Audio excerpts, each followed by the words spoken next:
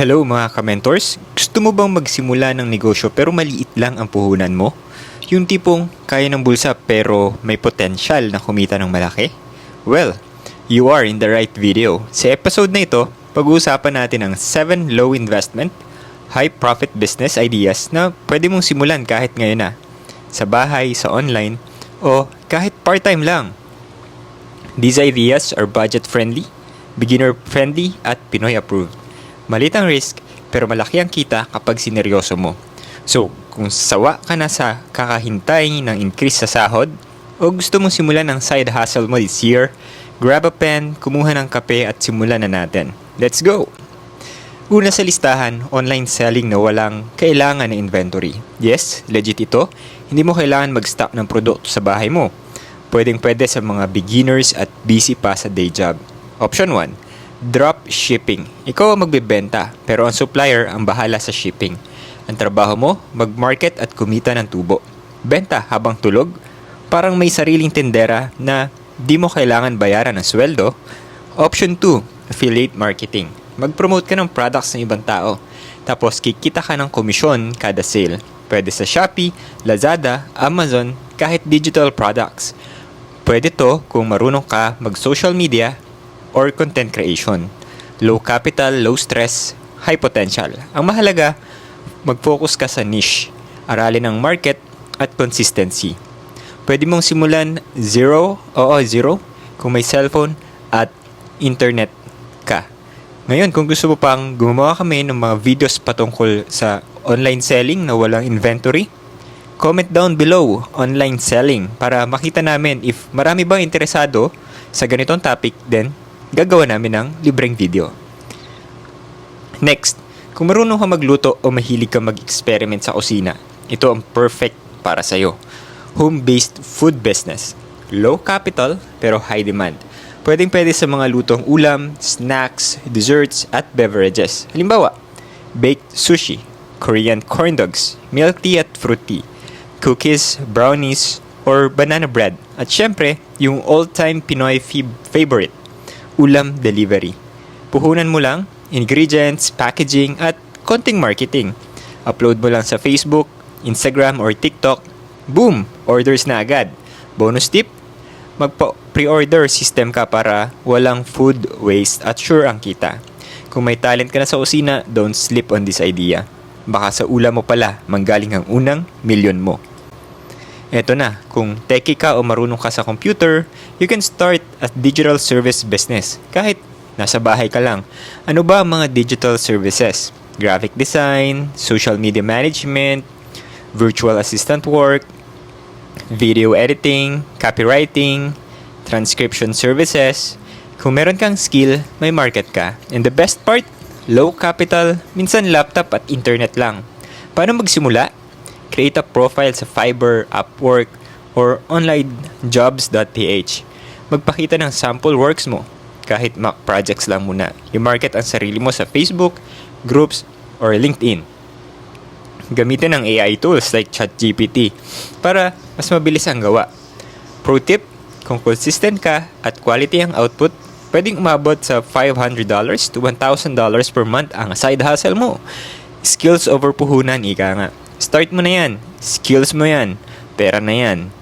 Comment down below digital services if gusto mong gumawa kami ng mga content patungkol dito para lang makita namin kung alin ang mas interesado kayo. Kung mahilig ka sa thrift shopping o ukay-ukay, pwede mo na yung gawing negosyo. Ito ang tinatawag na ukay-ukay flipping. Bibili ka ng second-hand clothes, ayusin, style at ibebenta ng mas mahal. Sa 50 pesos, may nakuha kang branded na jacket, ayusin mo lang, picturean ng maayos. Boom! Pwede mong ibenta for 300 to 500 pesos. Ang kailangan mo lang, napuhunan, around 500 to 1,000 pesos sa Ukay Center. Plancha at konting sinulid, pang-ayos ng konting sira, good lighting at phone camera, Facebook Marketplace, Instagram, Carousel, TikTok Shop. Pro tip, laging maghanap ng unique, vintage, or branded pieces. Gamitin mo ang social media para maipakita ang transformation, bago at after style. Gumamit ng hashtags like thriftflip, hashtag ukay business, hashtag OOTD, at syempre, Huwag kalimutan ng magic formula. Mura bili, ayos gamit, bongga ang benta. Ready ka na bang magpasosyal gamit ang ukay? Let's go, thriftpreneur! Kung may cellphone ka at may GCash ka, may negosyo ka na kagad. Welcome sa mundo ng e-loading business. Simple lang, ikaw ang magiging suki ng lahat ng walang load. 50 pesos, 20 pesos, kahit 5 pesos load, ikaw ang magiging hero ng kanto. At ang ganda dito, kahit nasa bahay ka lang, pwede mo tong patakbuhin. Anong kailangan mo? GCash or any e-wallet. E-loading platform, Loadmana, Coins.ph, Smart Ka Partner, etc. Basic phone or smartphone. Tiyaga at konting tropang walang load. Pro tip, isama mo na rin ang gaming credits, data promos at bills payment para mas malaki yung kita.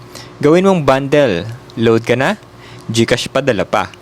Pwede mong i-post sa sari-sari store o online group chats. Ang kita, tubo per transaction ay maliit, pero kapag consistent ka, dagdag income pa rin. Lalo na kung suki ka ng ML players at marites sa Facebook. Sabi nga nila, walang kita kung walang load. So, ready ka na bang maging neighborhood load boss? Number 7, print-on-demand products. O kung mahilig ka sa graphic design o may eye ka for witty quotes, ito na ang business na swak sa'yo. Pwede ka magbenta ng t-shirts, mags, tote bags, hoodies, lahat customized. Pero guess what? Hindi mo kailangan bumili ng stocks. Walang storage, walang puhunan para sa 100 piraso na shirt na baka di mo rin naman mabenta. Ang kailangan mo lang, laptop, internet at creativity mo. Upload mo lang yung design mo sa platforms like Shirtly, Printify, o Teespring. Tapos sila na bahala sa printing at shipping. Ikaw, tulog ka na, may benta ka pa.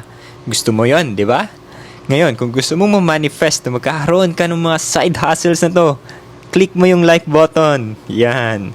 Para masanay ka na nag-take action kahit small action lang. So don't forget ha, click mo yung like button and yun na ring subscribe button. Kung kaya nga ng keyboard warrior, kaya mo rin niyang umpisahan yung mga business na yan. Next up, affiliate marketing. Kumikita ka kahit hindi ikaw may-ari ng product.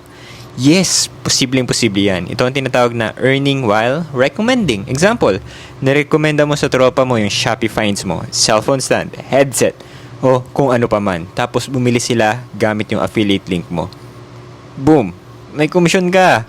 Where to start? Pwede kang magsimula sa platforms tulad ng Shopee Affiliate Program, Lazada Affiliate, Involve Asia, Amazon Associates kung global reach yung gusto mo. Pro tip, kung mahilig ka mag-review ng products, mag-post sa TikTok, o gumawa ng Boodle Finds content sa Facebook or YouTube, perfect na perfect to sa'yo. Hindi mo kailangan gumawa ng sariling produkto. Kailangan mo lang makabenta ng iba. Okay? Kung marunong kang mang-budol online, gamitin mo na yan para kumita ka. Reminder, ang tagumpay sa negosyo ay hindi lang sa laki ng puhunan, kundi sa sipag, tiyaga at diskarte.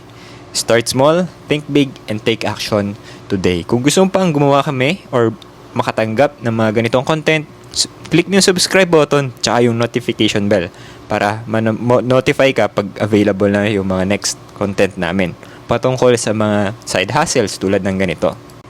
Gusto mo pa ba ng mga business at money tips? Ang gawin mo lang, mag-join kami. Ginawa kaming free online community. Libreng online community para sa mga Pilipino na mahilig mag-share or matuto patungkol sa paghawak ng pera, pag-i-invest, pag-ninegosyo kahit maliit na puhunan o maliit na umpisa.